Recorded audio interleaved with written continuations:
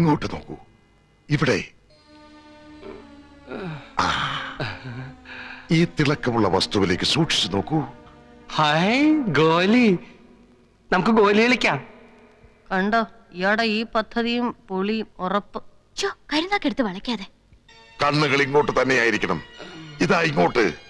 അങ്ങനെ ഇമ വെട്ടാതെ ഇതിലേക്ക് തന്നെ നോക്കൂ. മറ്റൊന്നും ചിന്തിക്കരുത്. ഈ വസ്തുവിനെ പറ്റി മാത്രം ചിന്തിക്കൂ. ഇതിലേക്ക് മാത്രം നോക്കൂ.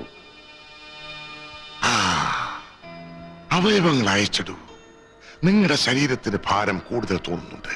Relax, relax, relax. ഇതാ നിങ്ങളുടെ കണ്ണുകൾ അടഞ്ഞു വരുന്നു. കൺപോളകൾ അടയ്ക്കാതിരിക്കാൻ നിങ്ങൾക്ക് കഴിയുന്നില്ല. ഉറക്കത്തിന്റെ പ്രകടമായ എല്ലാ ലക്ഷണങ്ങളും നിങ്ങളിൽ ഇപ്പോൾ കാണുന്നുണ്ട്.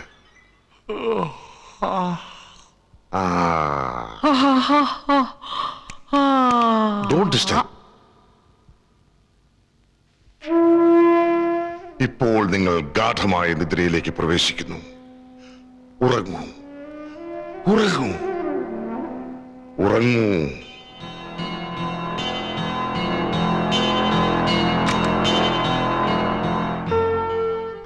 അകലേക്ക് പോകൂ. നിങ്ങളുടെ മനസ്സിനെ സ്വതന്ത്രമാക്കൂ. നിങ്ങൾ ഒരിക്കലും കണ്ടിട്ടില്ലാത്ത ഭൂപ്രദേശങ്ങളിലേക്ക് നിങ്ങളുടെ മനസ്സിനെ പറഞ്ഞയക്കൂ. മനസ്സിനെ സ്വച്ഛന്തം വിഹരിക്കാൻ അനുവദിക്കൂ. അജ്ഞാന തീരങ്ങളിൽ നടക്കുന്ന അത്ഭുതകരമായ കാഴ്ചകൾ കാണാൻ നിങ്ങളുടെ മനസ്സിനെ സ്വതന്ത്രമാക്കൂ.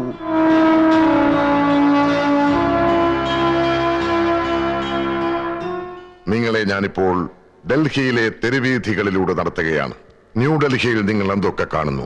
മമ്മൂട്ടി സുമലതയും കൂടെ വർത്താനം പറഞ്ഞുകൊണ്ട് വരുന്നു. അയ്യോ,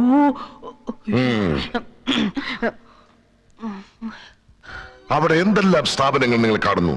കൊണാട്ട് പ്ലേസിലുള്ള നിങ്ങളുടെ സൈക്കോ തെറാപ്പി സെന്റർ നിങ്ങൾ കാണുന്നില്ലേ? ഏത് പ്രേതത്തെയാണ് നിങ്ങൾ ഇപ്പോൾ ഫോളോ ചെയ്തുകൊണ്ടിരിക്കുന്നത്? യക്ഷിയോ, മറുതയോ, ചാമുണ്ടിയോ?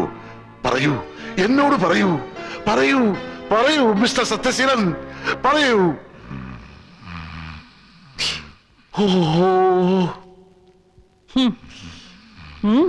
എങ്ങനെയുണ്ട്? ഹിപ്നോട്ടിസം ഏൽക്കുന്ന ബോഡിയല്ല ഇതെന്ന് തോന്നുന്നു.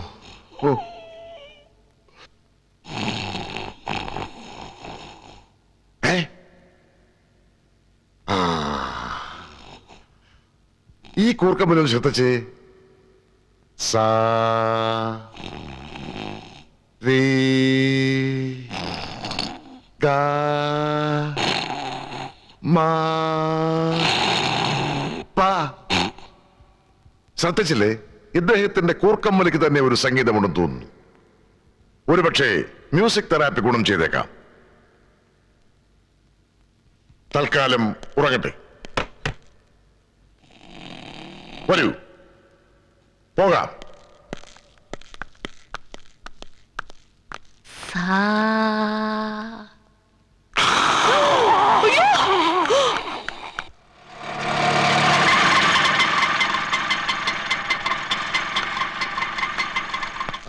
മ്യൂസിക് തെറാപ്പിക്ക് വേണ്ടി ചില റെക്കോർഡുകളൊക്കെ കളക്ട് ചെയ്ത്.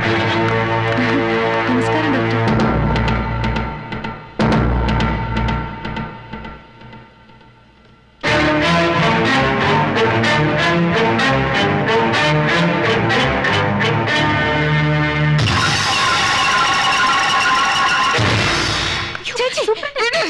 ഈ ദ്രോഹി ഇപ്പൊ അവിടെ ഇറക്കി വിടണം. ഒന്ന് പതുക്കെ. ഏതൊക്കെ പതുക്കെ പറയണം?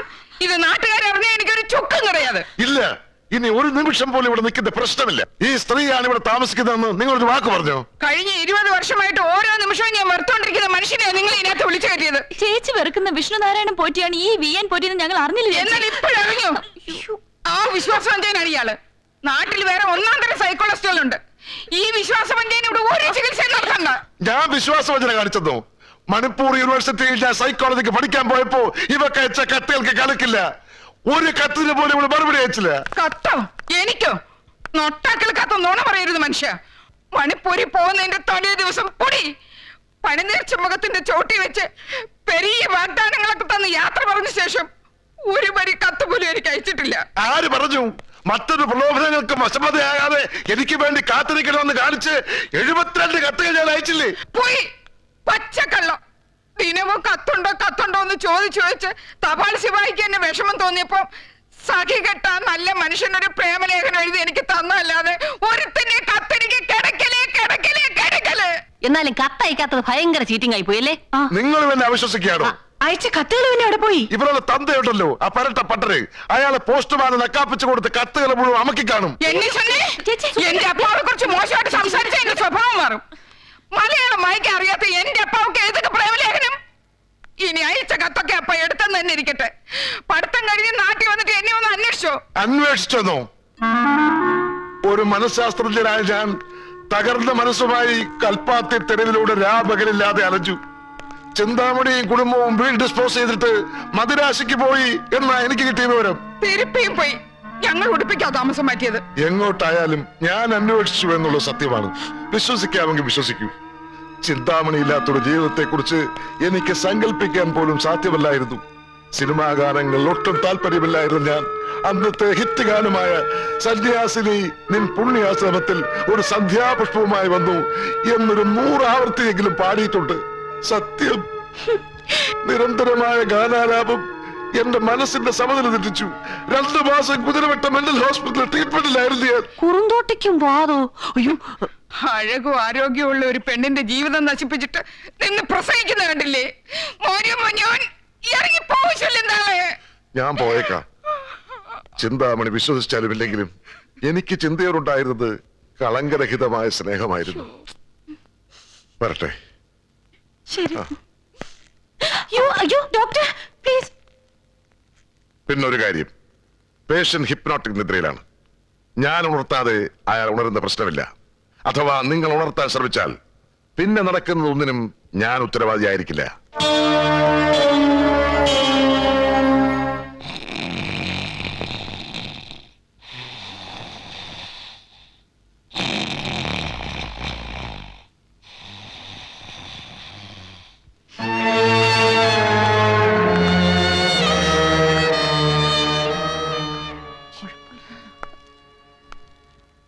സൂപ്രണ്ടേ, അയാളുടെ മുഖത്ത് നോക്കി ഇറങ്ങിപ്പോവാൻ പറഞ്ഞത് ചങ്കൂറ്റം തന്നെ.